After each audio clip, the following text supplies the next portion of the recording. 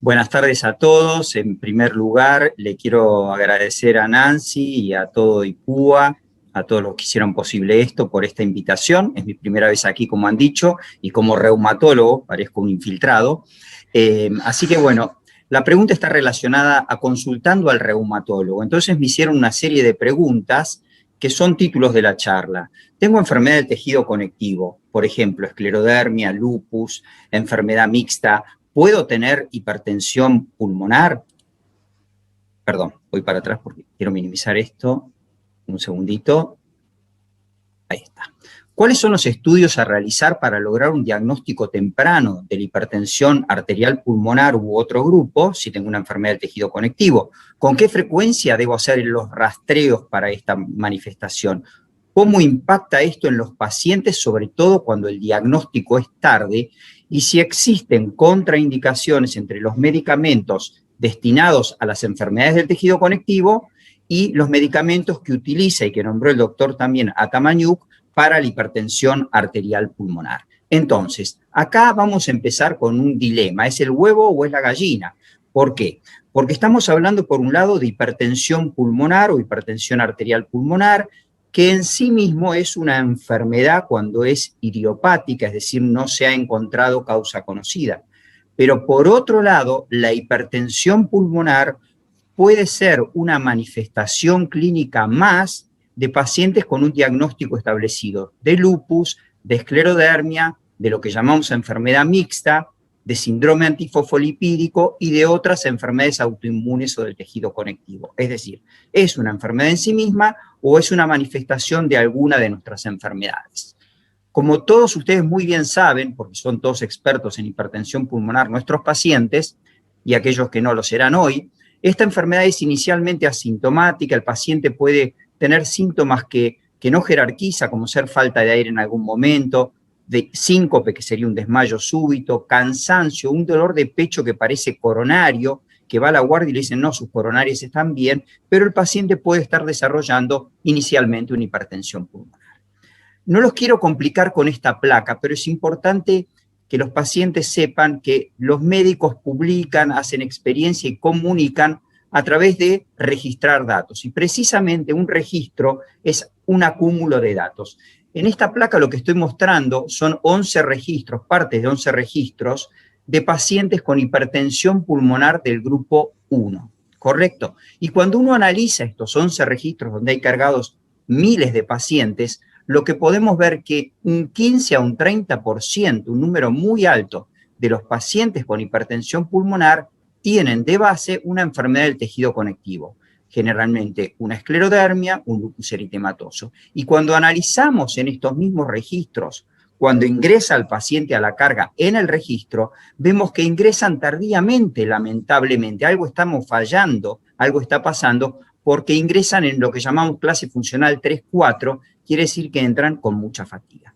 En Argentina hemos realizado a través de 5 sociedades científicas, también ha participado el doctor Atamaniuk, del registro recopilar, que fue un registro inicial de 7 años de duración, donde se reclutaron 627 pacientes de toda la Argentina y donde había un subgrupo también de pacientes con enfermedades del tejido conectivo. Es un registro que varió del año 2009 al año 2016.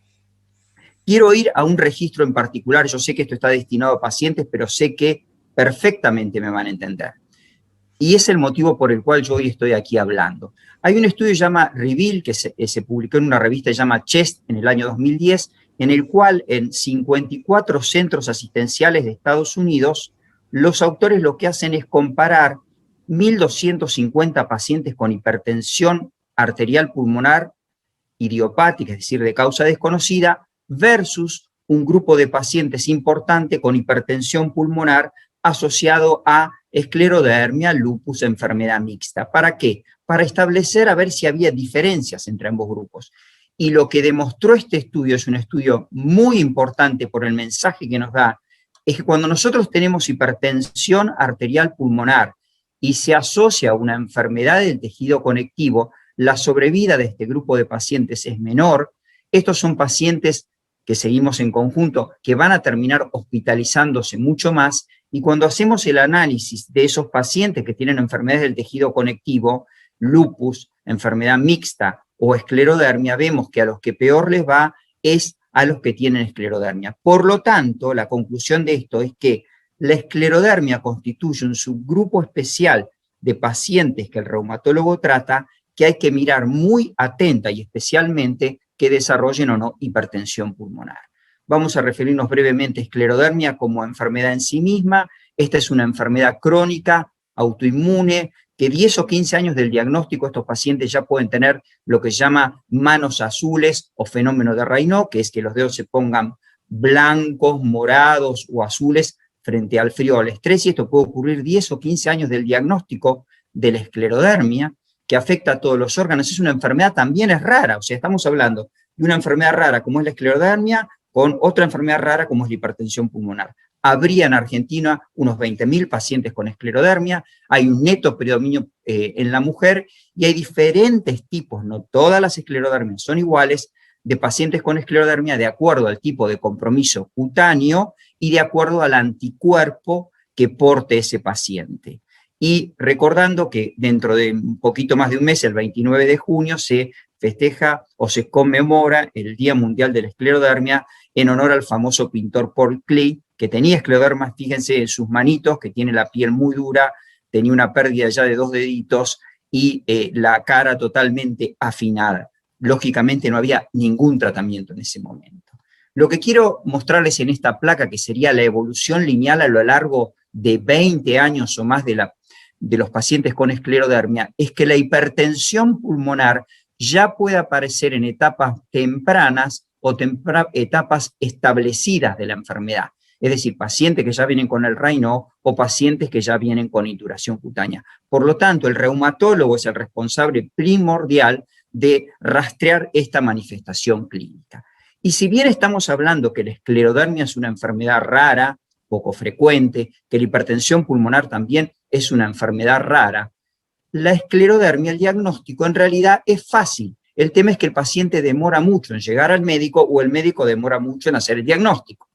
¿Por qué? Lo interrogaremos adecuadamente, veremos que tiene Raynaud, que es lo que dijimos antes, que tiene reflujo esofágico. Nosotros como reumatólogos le vamos a hacer una capilaroscopía, que es simplemente mirarle con una lupa o un video capilaroscopio conectado a través de puerto USB el lecho unguial, que es el nivel de la base de la uña, y lo que voy a estar viendo es la distribución y las características de los capilares que me van a dar una expresión de lo que dijo recién el doctor Atamaniuk, de lo que son las paredes de los vasos.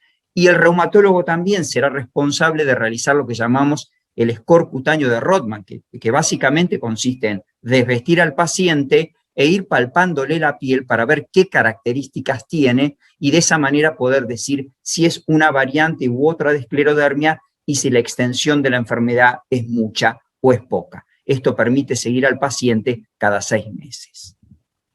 Esto, lo que tenemos que tener en cuenta, sobre todo si hay pacientes con este tipo de variante de esclerodermia, que es la menos frecuente, por suerte, que se llama esclerodermia rápidamente progresiva, que tiene tratamiento, pero que debemos rápidamente iniciar los tratamientos que correspondan y el paciente tiene que consultar rápido, porque como verán ustedes, la piel está indurada. Y lo que quiero que se lleven como concepto, la piel es el espejo, es lo que veo del compromiso orgánico interno. ¿Correcto? O sea, que si yo tengo mucho compromiso de la piel, podré quizás tener mucho compromiso pulmonar del pulmón como intersticio o de la vasculatura pulmonar. Entonces, ¿cuál es el rol de nosotros los reumatólogos en estos pacientes? Bueno, si el paciente no tiene síntomas, un paciente con esclerodermia, con lupus, con enfermedad mixta, o si tiene algún síntoma, yo lo voy a rastrear. ¿Cómo lo voy a rastrear para buscar la hipertensión pulmonar? Mínimamente, con un ecocardiograma, con un examen funcional respiratorio y un test de difusión de monóxido de carbono. Si está asintomático, lo haré cada 12 meses y si el paciente tiene alguna molestia, lo haré antes. De acuerdo a los datos del ecocardiograma, si es compatible, el cardiólogo definirá la realización de un cateterismo cardíaco derecho. Es muy importante, acá lo tenemos al doctor Atamaniuk, que es una eminencia en este tema, que esto lo trata a cardiólogos que tengan experiencia en la enfermedad, en ecocardiograma, en cateterismo cardíaco derecho, o sea, se requiere de un equipo muy interconectado. Entonces, para ir respondiendo las preguntas y cumpliendo con el tiempo, ¿todos los pacientes con lupus, esclerodermia u otra pueden llegar a desarrollar hipertensión pulmonar? Y la respuesta es no, no todos. Por eso debo de rastrear a los pacientes para encontrar ese pequeño grupito, alrededor del 10%, que puede tenerla, para que podamos brindarle el tratamiento más adecuado.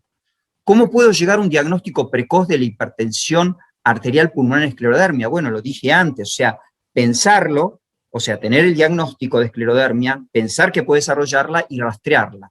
¿Con qué frecuencia debemos hacer los estudios? Como dije, anualmente o de acuerdo a los síntomas. ¿Y cuál es el peligro que me transmitía desde IPUA de que en estos pacientes uno llegue tarde al diagnóstico? Bueno, que inicialmente puede ser peor el pronóstico, pero la verdad que el listado de fármacos y de opciones terapéuticas que mostró Atamaniuk nos hace esperanzador el tratamiento aún en etapas más avanzadas. Y la última pregunta sería si existen contraindicaciones entre los medicamentos destinados a las enfermedades del tejido conectivo y los que se utilizan en hipertensión arterial pulmonar. Y en realidad no es que existan contraindicaciones formales, lo que sí hay interacciones. ¿Qué quiere decir? Que tengo que pensar muy bien lo que voy a indicar sabiendo lo que el paciente está tomando, y para eso debemos sentarnos en una mesa a discutir con el cardiólogo y el neumólogo. Y esta es la última placa. Les recomiendo, si no la están viendo, porque es fantástica, hay una serie, a los médicos nos gustan series de médicos, que se llama New Amsterdam. New Amsterdam es un hospital en el cual contrata un director médico joven nuevo, y este director médico lo que hace es llamar al residente, al jefe de servicio, al jefe de docencia, al camillero, al de maestranza, al chofer, y le pregunta a cada uno de ellos, ¿cómo te puedo ayudar? ¿Cómo te puedo ayudar? How can I help you? Entonces, ¿cómo puedo yo ayudar a mi paciente, a estos pacientes de los que hablamos recién? Bueno, lo voy a ayudar. Si tiene una hipertensión pulmonar presuntamente sin causa, que son los que andan dando vuelta por el consultorio del cardiólogo o del neumonólogo, bueno, habremos de hacer el rastreo de la enfermedad reumatológica, esclerodermia, lupus, etc. Si es un paciente que lo tengo dando vueltas por el consultorio mío de reumatología y tiene una enfermedad reumática, es mi responsabilidad rastrear a ver si tiene una hipertensión pulmonar. Y si tenemos la suerte que el paciente venga muy temprano, o sea que lo único que tenga un fenómeno de Raynaud, que es el fenómeno de manos azules, le estudiaré si tiene o no una enfermedad del tejido conectivo, y ahí sí llegaré en el mejor de los tiempos. Bueno, en conclusión, la mejor manera que yo puedo ayudar a mis pacientes es trabajando en equipo. Así que bueno, esta fue mi última placa. Les quiero agradecer la convocatoria.